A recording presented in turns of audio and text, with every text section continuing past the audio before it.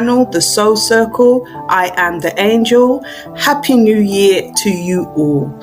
So this is the Tower of London, and I wanted to take a tour of the Tower of London because there is a bit of history that I find that is not discussed, and it is lost in translation when it comes to finding out about the Jews who lived at the tower.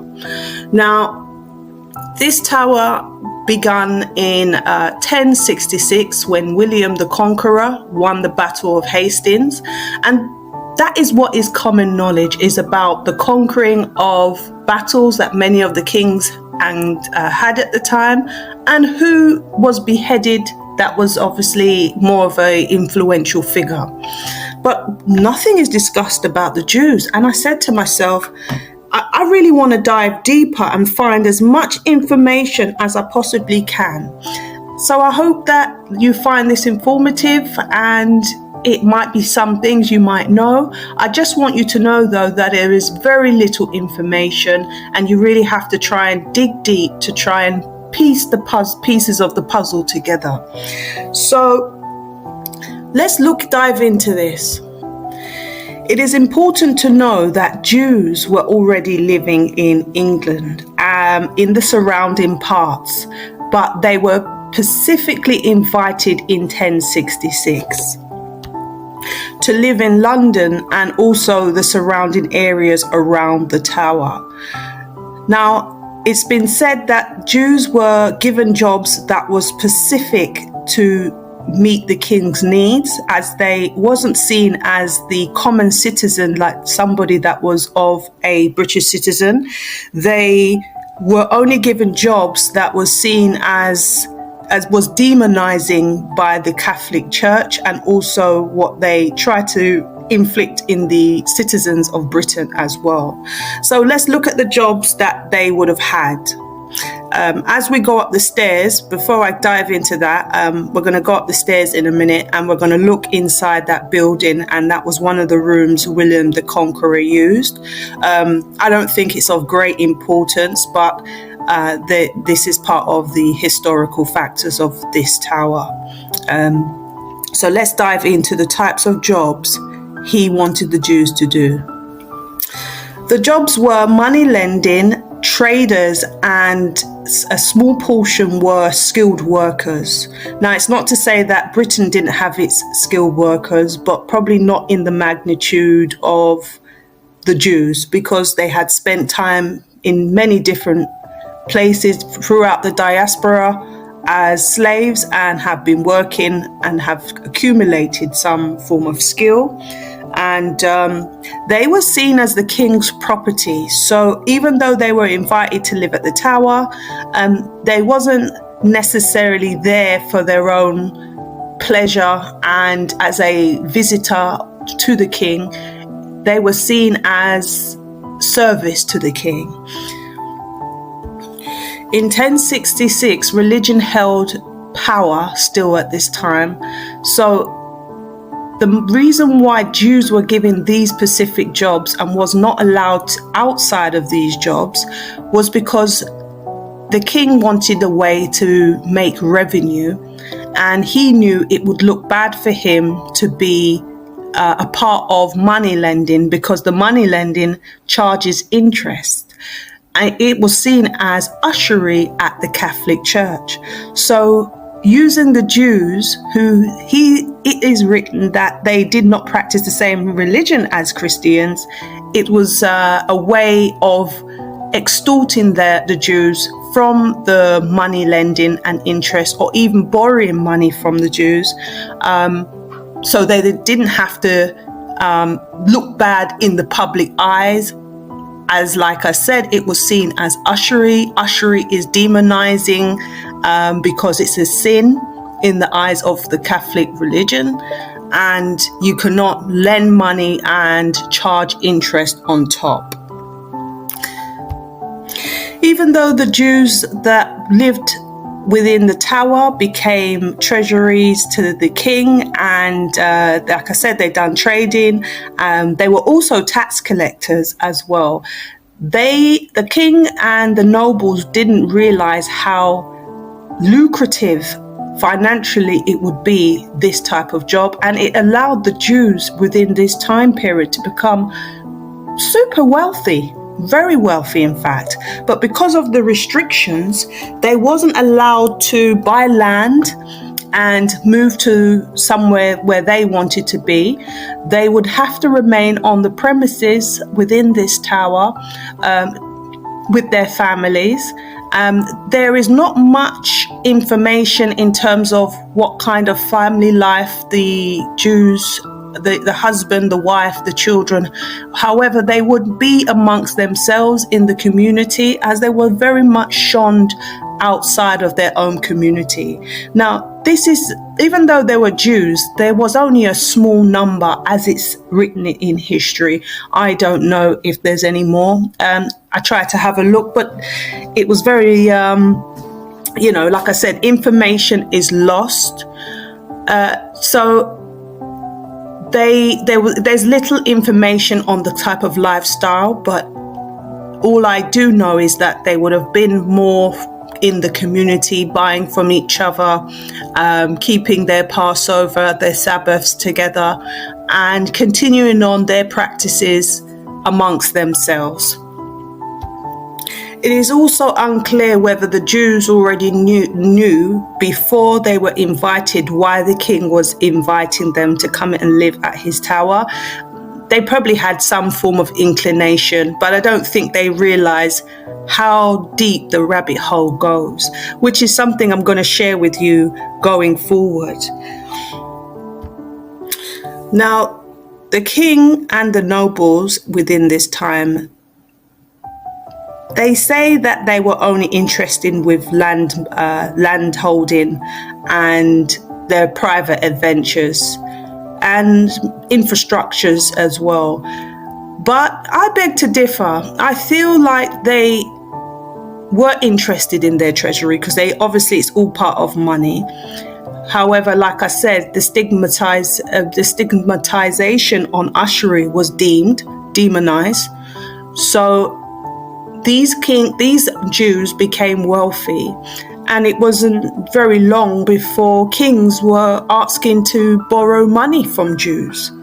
But instead of paying Jews back, resentment came in and lies spread amongst the people, which always led the Jews to be treated with suspicion. And they were continually haggled. Mobsters would kidnap them and demand money with ransom. And the king will pretend as if he's their savior and save them, but it to me it's all very fishy. It's like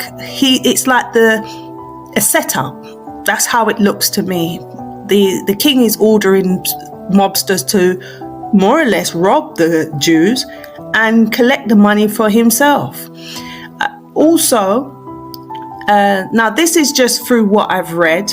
It's not been placed like this, but one can only assume if a Pacific group is being targeted and the king is somewhat allowing you to live within his palace walls, it has to be something beneficial for him. I mean, you are not in this period of royal blood and you're not of the same race, you're not a citizen, so what benefit does it have? Finance. So they also, their text in history text says that the king also asked them for money, and ironically so did the Catholic Church. The Catholic Church would also borrow money from the Jews, although the Catholic Church also had a large pot of money themselves. It is said that their money was sort of complex, so the Catholic Church would borrow from the Jews and pay them back at a later date if it was for things like infrastructure and large they don't put everything, but this is what the infrastructure. So large plans that's going to take a lot of money, because this is how wealthy the Jews became. They became very savvy in what they were doing. They made a lot of strong ties globally through trading. They would trade also things like materials, silks, spices, luxury items, and also money lending with tax. So they had their fingers in quite a lot of pies. They were very good because in terms of within Europe and the Middle East, because they had spent a lot of time moving around. They could understand and talk different languages, so that made them an asset as well. And they also knew the system in these countries, so they were an easy target, and also to open up the floodgate of trade as well, to expand on it. They managed to really kick off what we have today, which is our trading system. They are the early sophisticators of the trading system. And it's not a fault of their own. They were just forced into this position because of restrictions through the king and the king's nobles. The type of trading that these Jew workers would have done would have been allowed the king to go from mediocre king to a luxurious king. But unfortunately, there's always, the tower always has to come down, and he was always getting into debt, even with the Jews. So the king will also, and the nobles will both get into debt and start to accuse the Jews. He would start to accuse the Jews of anything and everything. It didn't have to be true, and they were continuously having their money confiscated. And this is what really started to build the tower and expand it. Now, I don't have the dates of which year they built one part to the next, but a lot of this building is built by Jews and Jews' wealth, because the money that they accumulated was continuously stolen by the king and the king's nobles, and debts that they accumulated was never paid back on top. So technically, this building really belongs to the Jews. It doesn't really belong to the William the Conqueror.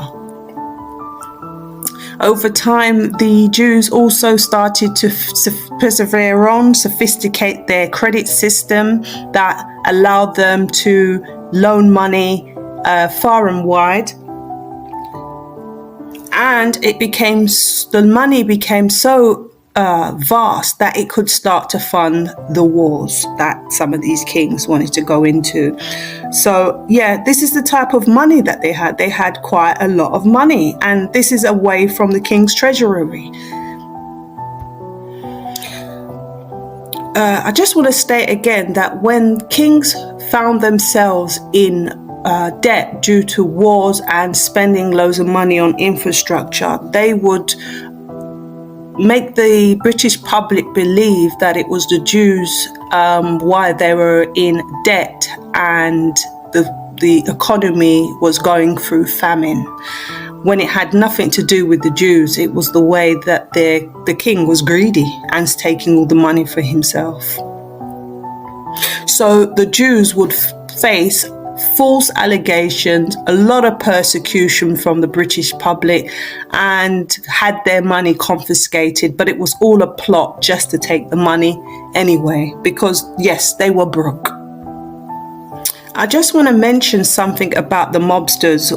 Why I say it seems a bit fishy is that when mobsters kidnapped Jews and held them at ransom, forcing them to pay money, they could basically, if the Jews never paid the money, the mobsters could confiscate the whole of their assets, as well as expulsion, which is to kick them out of the country. So they had no choice but to pay whatever number of figure that was being requested of them. Now, how it came to a bitter end is Jews were now being falsely accused of money clipping. Now, I did try to go to the mint inside this building. However, the mint was closed. It's so unfortunate, because it would show you how the Jews were in this building making money, because they used to make money on site, and what they were accusing the Jews of. Now remember, money circulates into the public. Anybody could have been clipping, but the Jews were stood accused of clipping the money, mainly the merchants who were wealthy and their families. And at this point, they was getting pushed back into a recline, suffering persecution. It was getting more and more heavy. So many Jews were slowly being locked up at the tower and no longer a working resident of the king. During this period, the rise of the Medici Italian family and also the Frugal family from Germany was slowly taking over the business of trade and pushing the Jews out as much as possible. And by 1290, Jews were hung and or executed, and the rest was expelled from Britain. So that is mainly the general gist of their time in the UK. It was a miserable time. They was really restricted and isolated from the social fabric of life, the social contract of life. They were continuously pillaged, held at ransom, persecuted, and really the same things that's repeated over and over again. They were seen as the royal servants or the royal's assets in respect. They never were invited to that tower for, just as welcome to the country. There's hardly information about where they came from before they were, because I know they were living outside of London. They were living in Normandy, and other parts of outskirts of London. But it doesn't say how long they were there before they came to London. History has loopholes when it doesn't concern glorifying or romanticizing a particular ethnic group. So, they came to London and they were just used and abused, as far as I'm concerned. And this is what gave me an insight into, let's have a look and see what's see a little bit more deeper in what took place and what actually happened.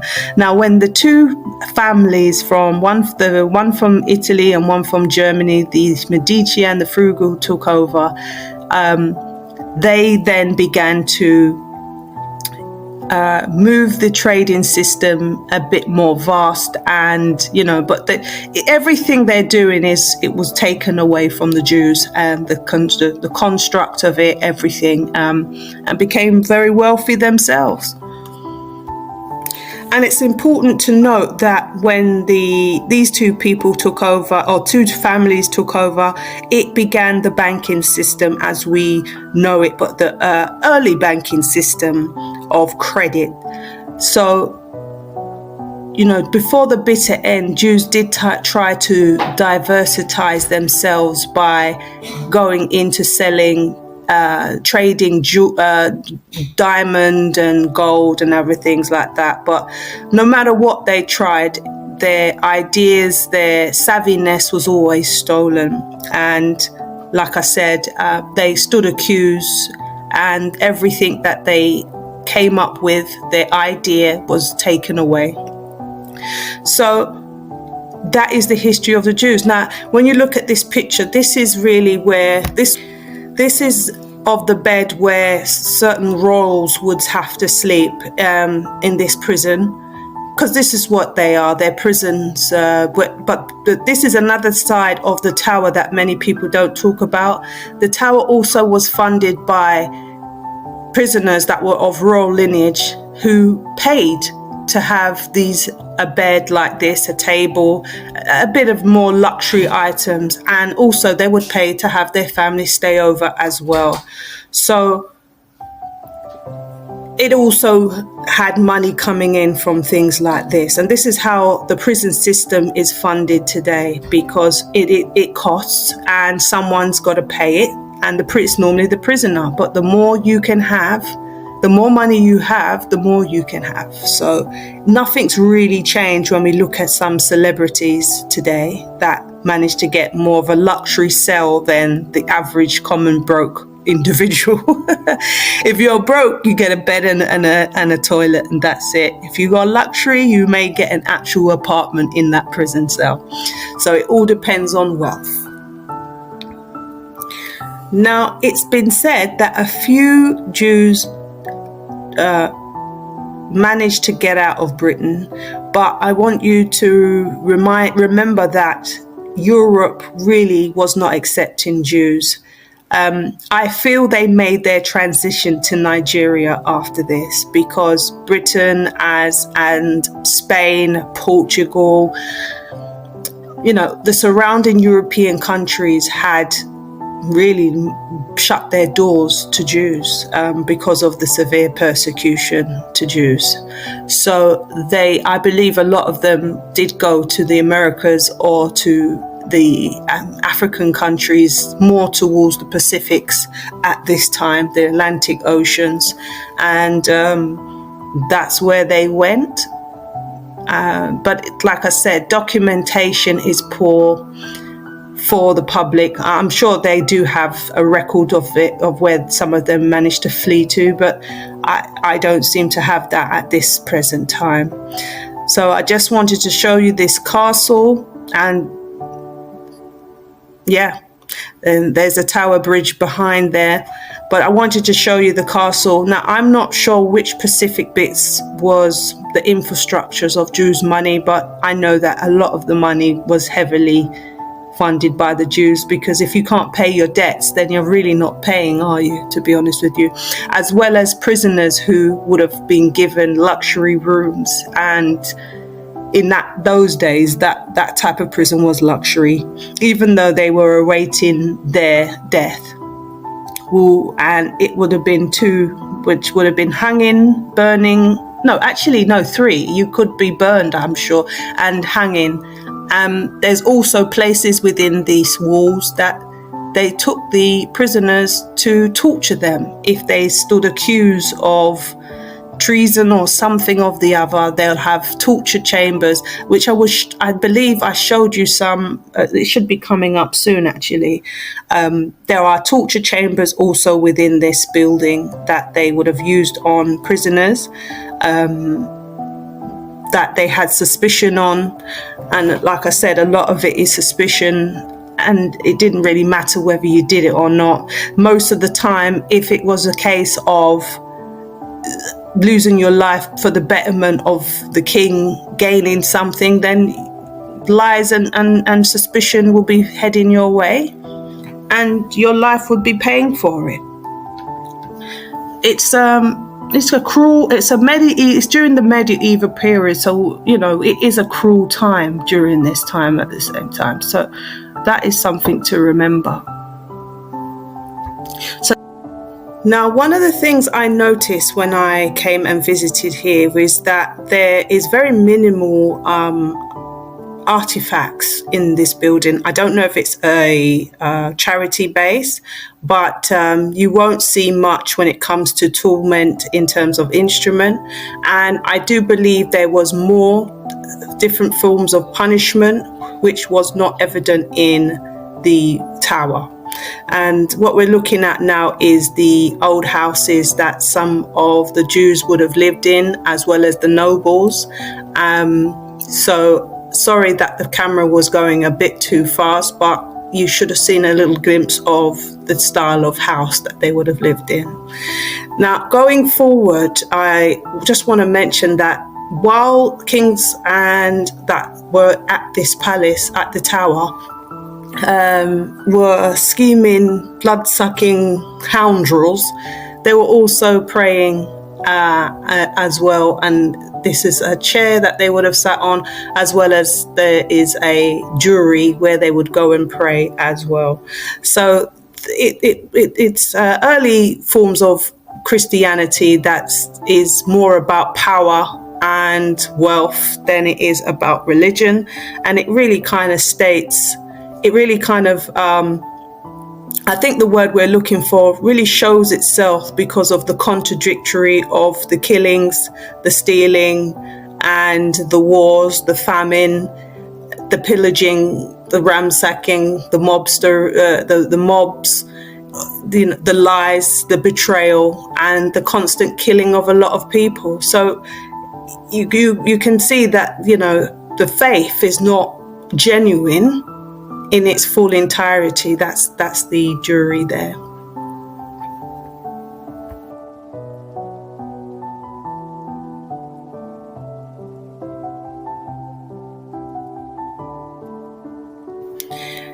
Yep. So now we're coming to the conclusion, and it's so unfortunate I couldn't show you the mint on the inside. This is just part of the back of the building upon leaving. These roads, old cobble roads, would have been horses and carriages carrying people in and out. And if you were the traitor, then you will be on a boat coming through the traitor gate. It had to be very exposed, so people knew that they were bringing in a high-powered name to behead at the tower. So yes, I've reached my conclusion, and I hope that you found it informative, and maybe even go ahead and start to do your own research if you have any interest in history between that period and what happened to the Jews. I just felt led within my heart to really give some recognition to Jews and what they have done, for their contribution to the world, their contribution to society. I don't believe they would have done this like this because they've done it like this because they were forced to. So I don't feel like within themselves this is how they would have lived in terms of trading and money lending, but it did start something that could have been a good way of living, or it could have added some attributes to the way that the world is run. But unfortunately, it's turned into a money-hungry, sucking system that just eats you up and chews you and spits you back out, basically. So, but yes, thank you for watching. I am the Soul Circle. This is a first-time video doing this kind of documentary, or what's the word? Docacy? I don't remember. Anyway, it's the first time, and I just wanted to just give it a try. So happy New Year, and I hope 2025 brings all that you wish for. And keep the faith, keep praying, pray for me, and until next time, peace.